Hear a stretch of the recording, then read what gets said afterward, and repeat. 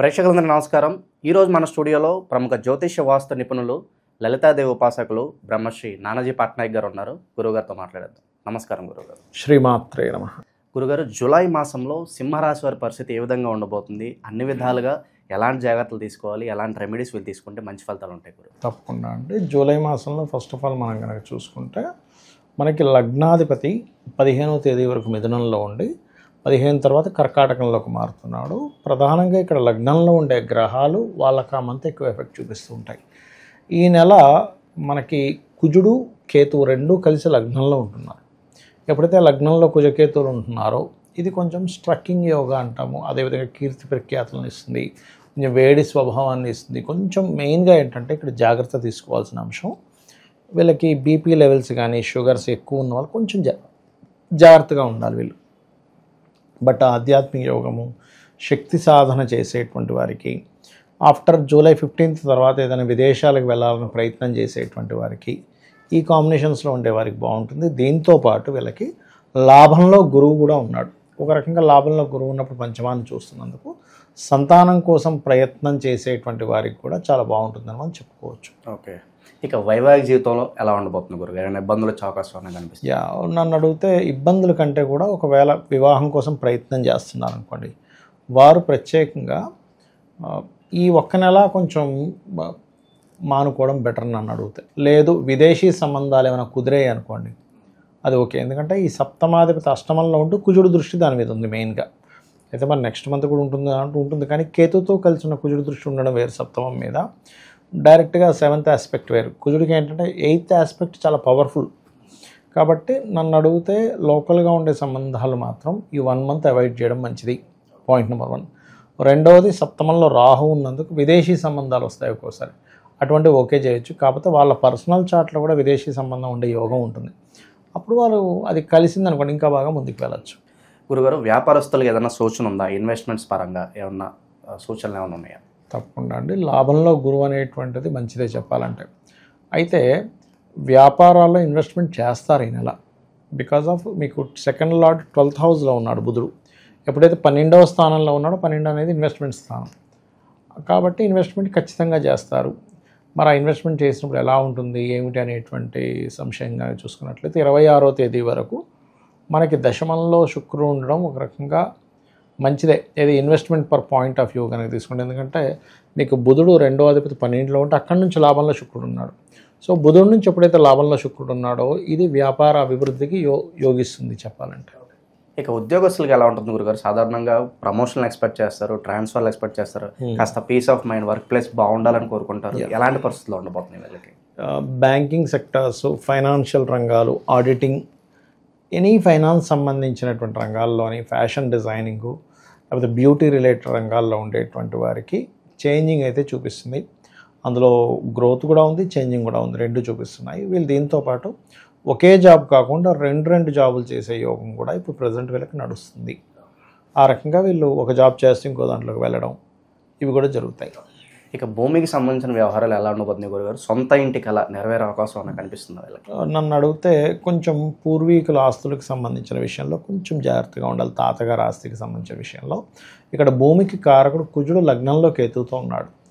ఇది మెయిన్గా ఏంటంటే ఒక్కొక్కసారి మనం తొందరపడి తీసుకుంటాం. ఒక్కోసారి కొన్ని ఎలా ఉంటాయంటే మోసం చేసి అమ్మే వాళ్ళ ఇది చెప్తున్నా అందరికీ తెలియాలని, ఇగో పలానా వ్యక్తికి ఏదో డబ్బులు అవసరం పడ్డాయంటే అమ్మేస్తున్నారు, ఎవరికి తెలిస్తే మళ్ళీ రేట్ పెరిగిపోద్ది, వీళ్ళు కాంపిటీషన్ వస్తారు అని ఒక మనిషి ద్వారా తెలిసేలా చేయడం, వాళ్ళు సర్లే బయట ఎందుకు చెప్పడం, ఇది కూడా నేను చాలామంది అంటే చాలా కేసెస్ చూస్తుంటాం కదా.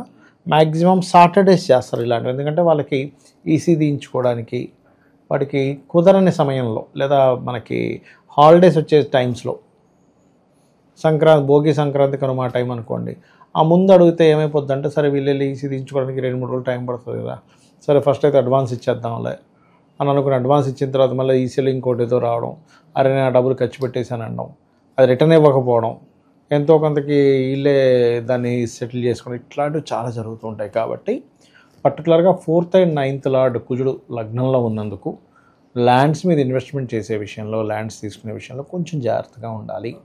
అదేవిధంగా ఏదైనా కొత్త కోర్సెస్ చేసే అంశాల్లో కూడా వీళ్ళు జాగ్రత్తగా ఉండాలి. ఇక వివాహ ప్రయత్నాలు చేస్తే ఫలించే అవకాశాలు ఎంతవరకు కనిపిస్తున్నాయి? ఇందాక మనం మాట్లాడుకున్నాం కదా ఆల్రెడీ, విదేశీ సంబంధాలు అయితే ఫలిస్తాయి. నార్మల్గా అయితే 1 month కొంచెం పక్కకు పెట్టండి అని చెప్పాను కదా. అది ఇక ఎలాంటి వ్యాపారాలు బాగా అనుకూలిస్తాయి అంటారు, చెప్పొచ్చా? లేదంటే వ్యక్తిగత చాట్ కంపల్సరీ చూసుకోవాలంటారు? కంపల్సరీ ఎప్పుడైనా అండి కొన్ని అంశాలకి వ్యక్తిగత చాటే ముఖ్యం. ఏంటంటే ఎలాంటి వ్యాపారాలు, అసలు వ్యాపార యోగం ఉందా లేదా. ఎవరికైనా కూడా వ్యాపార యోగం ఉంది అని ఎలా డిసైడ్ అవ్వాలి అంటే, ఫస్ట్ మీ ధనాన్ని ఇచ్చే కారకుడు వ్యాపారాన్ని ఇచ్చే కారకుడుగా మారాలి. అంటే వ్యాపార ధనయోగం ఉండాలి మీకు. ఉద్యోగ ధనయోగం, వ్యాపార ధనయోగం. అందులో 2-11 కాంబినేషన్ ఉన్న బుధుడు ధనయోగాన్ని ఇస్తున్నాయి. ఇట్లా కొన్ని కాంబినేషన్స్ ఉన్నాయి, కొన్ని ఫార్ములాస్ ఉంటాయి ఆస్ట్రాలజీలో. ఆ రకంగా ఉన్నప్పుడు ఖచ్చితంగా వాళ్ళకి వ్యాపారమే. ఉద్యోగం చేసిన కలిసి రాదు. అలాగే శనికేతులు కలిసి ఉన్న ఇవన్నీ వ్యాపార యోగాలు. అయితే ఇందులో మనం అర్థం చేసుకోవాల్సింది, కేవలం వ్యాపార యోగం ఒకటి ఉంటే సరిపోదు. ఆ వ్యాపారము ఎందులో ఉంది మీకు? మెడికల్, రవితో కలిసి ఉన్నాడు ధనాధిపతి మెడికల్, లేదా బుధుడు కనెక్టెడ్, లేదా శుక్రుడితో ఉన్నాడు బ్యూటీ, చంద్రుడితో ఉన్నాడు పాల వ్యాపారము, ట్రాన్స్పోర్టేషను, లేకపోతే గురువుతో ఉన్నాడు స్కూల్స్ కాలేజెస్, శనితో ఉన్నాడు కన్సల్టెన్సీ సెంటర్స్. ఇట్లా దేంతో ఉన్నాడు? రాహుకేతువులు అయితే సాఫ్ట్వేరు, లేకపోతే ఫార్మా రిలేటెడ్, చంద్రుడైతే కంప్యూటర్స్. ఇట్లా రకరకాలు ఉంటాయి. అందులో వాళ్ళకి అదొకటే కాకుండా ఆ మహాదశ ఎంతవరకు సపోర్ట్ చేస్తుందో చూసుకోవాలి. ఇప్పుడు మీకు ఎప్పుడో 10 ఏళ్ళ తర్వాత ఉంది ఆ దశ, ఇప్పుడు మీరు వ్యాపారం మొదలు పెడతారన్న వేస్ట్. లేదా ఒక 2 ఏళ్ళ తర్వాత ఉంది, అందులోపల ఈ 2 ఏళ్ళు ఉద్యోగం చేసుకోవడం బెస్ట్. పర్టికులర్గా అందుకే చూడండి, కొంతమంది ఫలానా టైంలో బాగా సాగిందండి వ్యాపారం, తర్వాత డౌన్ అయిందండి అంటారు. ఎందుకు? కారణం ఏమిటంటే ఆ మహాదశ వాళ్ళకి యోగించింది. కాబట్టి ఎప్పుడైనా వ్యాపారం అనేది గోచార గ్రహాలు కాకుండా వాళ్ళ పర్సనల్ చార్ట్లో అసలు ఎలా ఉంది, ఎంత బలం ఉంది, ఎందులో ఉంది, పార్ట్నర్షిప్ ఉందా, సింగిల్గా చేసుకోవాలా. కొంతమంది ఏమంటారు, ఏమంటే నాకు ఎందుకు ఒకరు ఉండాలంటే నేను పార్ట్నర్షిప్లోకి వెళ్ళిపోతాను. అలాంటి జీవిత భాగస్వామిని కూడా పార్ట్నర్షిప్గా మార్చుకోవచ్చు. అప్పుడు మరలా ఆ పార్ట్నర్ యొక్క జాతకం ఆ వ్యాపారానికి పనికి వస్తుందా లేదా ఈజ్ మోస్ట్ ఇంపార్టెంట్. ఇవి చెక్ చేసుకొని ముందుకు వెళ్ళాలి. అయితే వీళ్ళు ఎక్కువగా ఫైనాన్షియల్గా బాగా గ్రోత్ రావాలి అంటే మాత్రం వీళ్ళు విష్ణు సహస్రనామాలు చదువుకోవడము, దత్తాత్రేయుడు ఆరాధన చేయడము. ప్రజెంట్ ఇప్పుడు లగ్నంలో కుజుడు కేతు ఉన్నారు కాబట్టి కుజకేతు గ్రహాల దగ్గర దీపారాధన చేయడము, గోవులకి క్యారెట్స్ గ్రాసము తినిపించడం చేసినట్లయితే బాగుంటుంది. ఇప్పుడు చెప్పిన పరిహారం కాకుండా ఇంకా విశేషంగా ఏదైనా పరిహారాలు ప్రత్యేకంగా ఈ నెలలో అవసరం గురుగారు? అంటే కొంతమందికి మహాదశలు, అంటే వాళ్ళ పర్సనల్ చార్ట్లో మహాదశలు బాగా లేవనుకోండి, అస్సలు బాగాలేవు. అలాంటప్పుడు నేను ఏం చెప్తానంటే 40 రోజులు దీక్ష తీసుకోండి. లేకపోతే ఒక టెంపుల్కి వెళ్ళి, ఇప్పుడు ప్రత్యేకంగా దీక్ష తీసుకునే స్టేజ్లో లేరు, ఇంట్లో ఏదో సంథింగ్ బ్యాడ్ జరిగింది, దీక్ష తీసుకోకూడదు సంవత్సరం వరకు అనుకున్నాం అనుకోండి, తాతగారు ఎవరో ఇదయ్యారు. అలాంటప్పుడు డైలీ ఒక్కసారైనా టెంపుల్కి ఒక 40 days వెళ్ళి ఒక మండలం కాలం వెళ్ళేది అలవాటు చేసుకోండి. ఆ మండలం కాలం కొన్ని నియమాలు పాటించండి. అంటే బ్రహ్మచర్యం పాటించడం, కింద పడుకోవడం, ఇట్లా దీక్ష తీసుకుంటే ఎలాంటివి ఉంటాయి అలాంటివి. అలా చేస్తే కూడా చాలా ఎనర్జీ మనకి, నెగటివ్ ఎనర్జీ మనలోంచి పోతుంది, పాజిటివ్ ఎనర్జీ మనకి కలుగుతుంది. అప్పుడు గ్రహస్థితులు ఎలా ఉన్నా సరే దైవబలం అనేటువంటిది వీళ్ళని నడుపుతుంది. విశేషంగా ఏమైనా దానాలు లాంటివి ఏమైనా చేసుకోవచ్చు గురుగారు? వీళ్ళు ఎక్కువగా కందులు, ఉలవలు ఇవ్వడం మంచిదండి. ఎందుకంటే లగ్నంలో ఉండేటువంటి 2 గ్రహాలు కూడా ప్రెషర్ ఎక్కువగా ఇస్తాయి. ఆ ప్రెషర్ తట్టుకోవాలంటే మనిషి దానం ఇవ్వడం ద్వారా ఫ్రీ అవుతాం. అందుకే చూడండి, మనం ఎవరికైనా సహాయం చేసినప్పుడు ఒక రకమైన ఫీల్ వస్తుంది, పొందినప్పుడు కంటే సహాయం చేసినప్పుడు చాలా ఫీల్ వస్తుంది.